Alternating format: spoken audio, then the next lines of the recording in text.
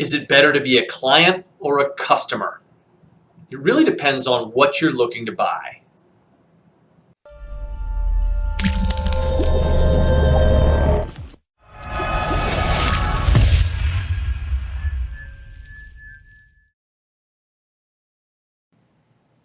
Let's start by boiling down the differences between being a client and being a customer. There are some exceptions to these rules, but this should give you a good basic start. If you're buying a commodity, if it's a gallon of gas at the gas station or a loaf of bread at the grocery store, an expensive pair of shoes from a retailer, or even something as expensive as a new car, you are still buying a commodity and you are a customer. When you're buying a service and signing a contract for those services, you become a client. And it could be something as simple as lawn care for your home or a security contract for your home.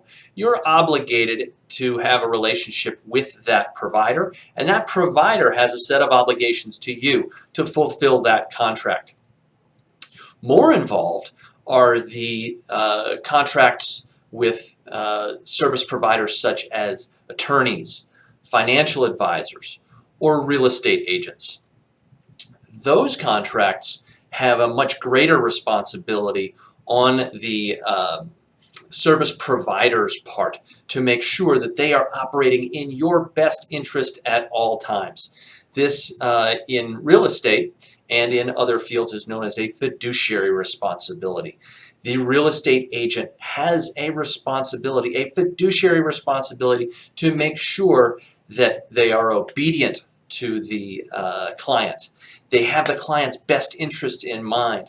They disclose everything about the transaction that might affect the outcome and might affect the decision that the client makes. It's a very serious thing, and if that professional does not follow the rules and acts in their own best interest instead of the client's best interest, they can either lose funds or lose their license.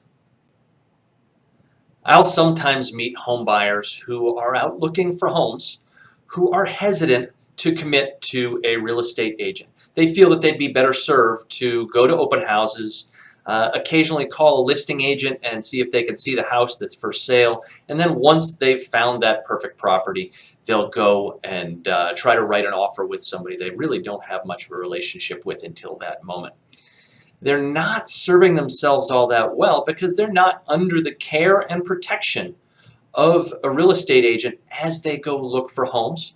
They're not getting proper advice because until they have a signed contract and a legal relationship with a real estate agent, that agent can't actually give them advice or their opinion. They are supposed to stick to only facts and answer items truthfully and disclose any items that they know of on that property, but can't give advice. So buyers are hamstringing themselves if they're not willing to commit. Now they do want to try to figure out who they should have represent them, and they should probably have conversations with multiple real estate agents. But it makes sense early in the process to have representation so that they're a client of a real estate agent who will look out for their best interests. Now, if you're going to buy a gallon of gas or a pair of shoes, you want to be a customer. You don't want to be a client. But if you're buying real estate, it's in your best interest to be a client. Thanks for taking the time to watch this video today. I hope you found it useful. If you know of anybody else who could benefit from seeing it, please share this video with them.